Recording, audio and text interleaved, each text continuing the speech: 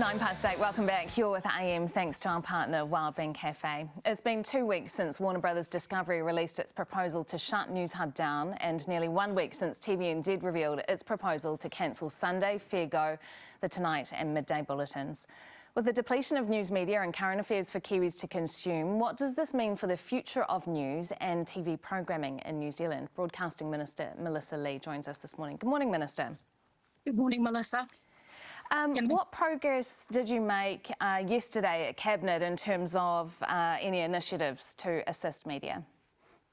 Can I start by acknowledging the situation that everyone at your TV station is actually going through? I feel terrible for everyone, and for some who've actually had different, situations, like Lloyd, who's come from Today FM and this time around Newshub. So I'm so sorry that this is actually happening.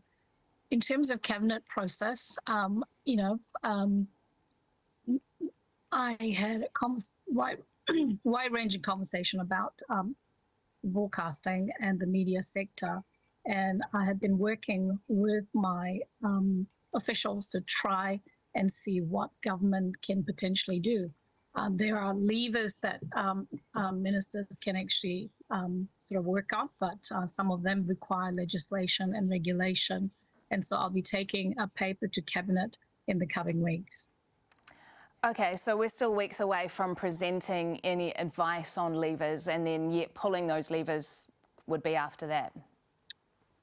Well, there is a process. I mean, one of the first things I did when I became a minister, considering the fact that, in the past, before politics, I was a journalist, and I believe in journalism and what journalism does for our democracy. I know that it is really, really important to our society. And what I've been doing in opposition was to listen to the sector. And this issue has actually been coming for years. It's something that, potentially the previous government should have actually done. But, it's unfortunate that it hasn't actually come through, by the previous government. I think what we can do, and I do have some plans, but, my plan is focused on a couple of areas, including modernizing the Broadcasting Act of 1989. The Broadcasting Act actually was written and put in place well before technology companies even existed. And also looking at better harnessing technology and innovation as the sector continues to transition online. Yeah, we also need to ensure that government investment in, media remains well set up to deliver independent and trusted sources of news and information.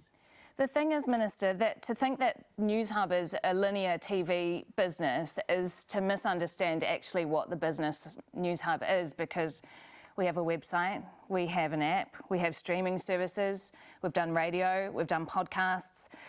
So how much more multimedia do you think businesses need to be to survive? I'm not just talking about that, but there are elements of the Broadcasting Act which actually is, providing not fair playing field for everyone. For example, advertising doesn't actually, there are restrictions on broadcasters where there are no restrictions for streamers. But these are specifics that will have to be worked through the process of, Cabinet, as well as rewriting the legislation. Okay, you spoke about the previous government, and the previous government wanted to progress the Fair Digital Media Bargaining Bill, which you didn't support. What amendments do you think need to be made for you to support that, to push it through? Well, if it was so important for the previous government, they should have actually passed it. They had an absolute majority in Parliament. But, should we put the blame game aside and just say what amendments would you make? I'm not trying to blame, but I think it's actually reality. I think one of the issues is that there are elements of it. One of the issues is that when you actually want to make sure that platforms, technology companies actually potentially are scraping news, if they are, that particular aspect, I think, during the select committee process, quite a few submitters actually mentioned that AI activity is something that is not in the bill. So potentially that needs to be amended to include that. And if it was, you would support it? Well, it has to actually go through a process. It is actually before select committees. The select committee have to report back to Parliament. Once that is reported back to Parliament, I'll have to go through the usual process of taking it back to Cabinet to make sure that everyone is comfortable for it to be going forward. Yeah. Okay. You've clarified that in the early days, 2 weeks ago, when this news was first announced, that you misspoke around Sky's offering of local news because it is currently provided by Newshub. Have you spoken with them since then about the feasibility of producing local news themselves? I have actually met with many news stakeholders, including Sky, and we talk about the sector and how everyone is actually working. And one of the conversations that I actually heard, I think it was news. It was in the news that Sky was potentially considering local news, and if they are considering that, I'll surely encourage them. But when I actually talked about Sky, I was talking about the variety of news that is actually available on Sky, as well as the Newshub contribution at 5:30. And this is to reflect the audience. Audiences have many different things that they can actually go to, and potentially they have taken the advertising revenue with them. I think this is one of the reasons why media is actually struggling at the moment, and it is not just specific to New Zealand; it's a global issue. In terms of reflecting the audience, you've said that it's not up to you how broadcasters program their channels. Is that correct? You've said that? I'm sure I said something along those lines. I mean, ministers are bound by specific acts of Parliament and legislation. Broadcasting Act of, I think, Section 28 basically says that I cannot intervene in any decision, or how people actually, make news or program their channels. Yeah, and that's fair enough. That's a long-standing tradition that ministers shouldn't have that kind of influence. But do you have an issue with the reliance on advertising revenue in broadcast media or in media in terms of the programming that would then dictate is played? And as an example, I'm thinking of some TVNZ programs like F-Boy Island, and another show that's actually too rude for me to say at this hour of the morning.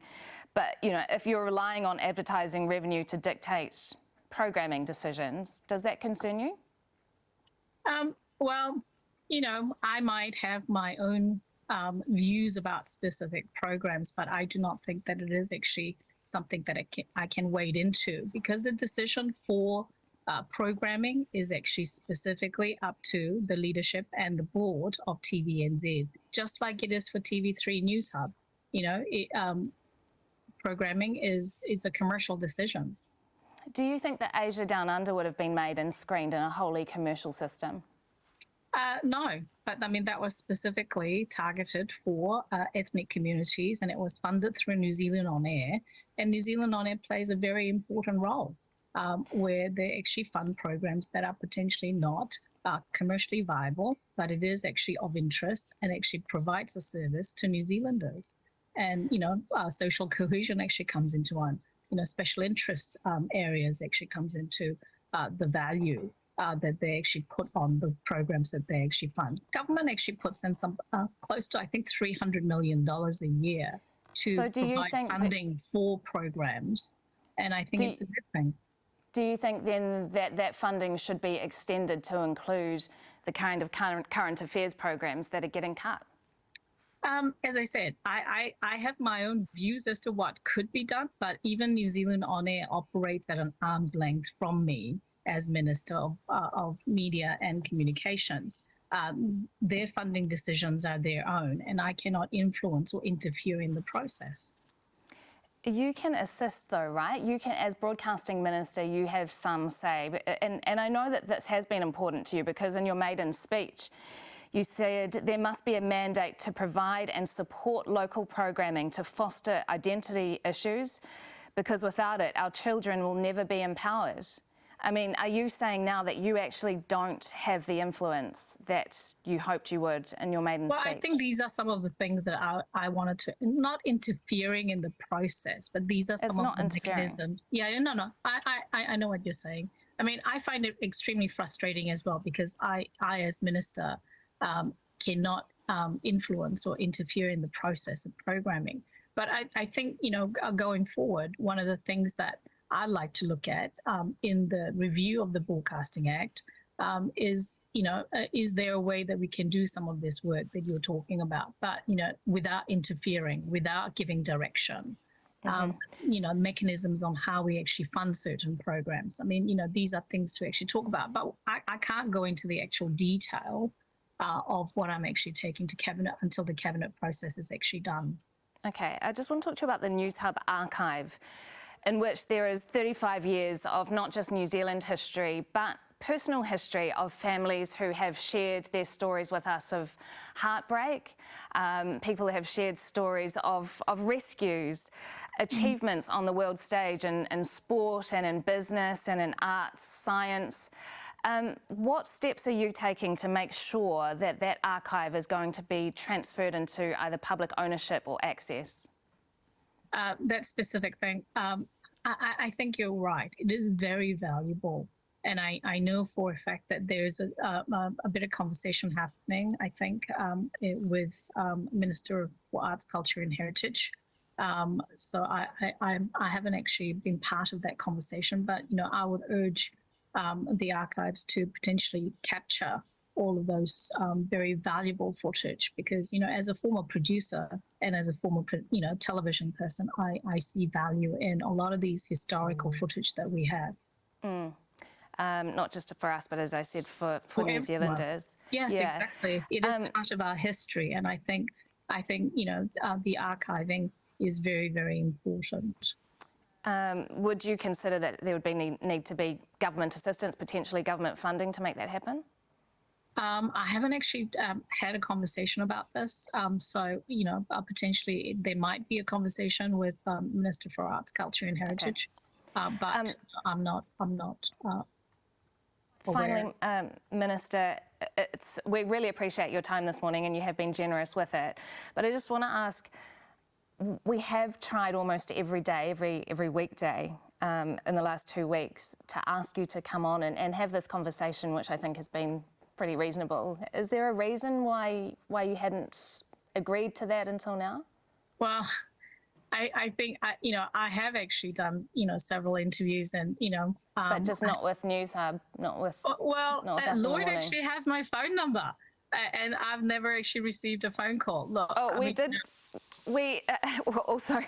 I mean, I wouldn't put this blame on Lloyd, but we've actually I've got multiple emails here of staff members that we spoke to, both in your office, the Prime Minister's office, either that we didn't hear back from, or we did hear back from and say that you were unavailable.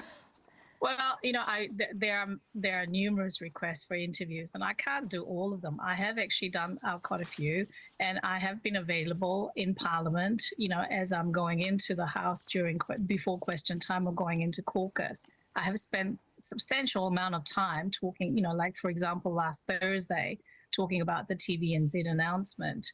And, previously, when the Newshub announcement actually happened, I have been there early to answer questions. But, I can't always do everything. Okay, I wish we do really appreciate your time this morning. Thank you for being with us. That's Media and Communications Minister Melissa Lee. Thank you.